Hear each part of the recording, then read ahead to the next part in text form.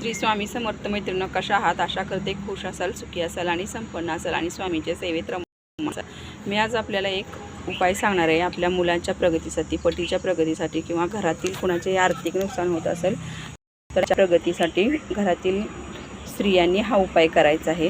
एक सुपारी घ्यायची आहे। सुपारी ती घरातील जुनी वापर घ्यायची नाही, नवीन दुकानातून सुपारी विकत आणायची आहे आणि ती स्वच्छ आपल्याला पांढऱ्या कपड्यावर ठेवायचे आहे आणि त्याला हळदी कुंकवाच्यावर ओम नमो भगवते वासुदेवाय नमः या मंत्राचा जप करून ती सुपारी अभिमंत्रित करायची आहे आणि आपली सुख समृद्धीसाठी घरात आर्थिक नुकसान होऊ नये म्हणून प्रार्थना करून ही सुपारी पोटली बांधून मुख्य दरवाजाच्या आतील बाजूस आहे। बाहेरील बाजूस कुणाच्या दृष्टीस पडेल अशी बांधू नये।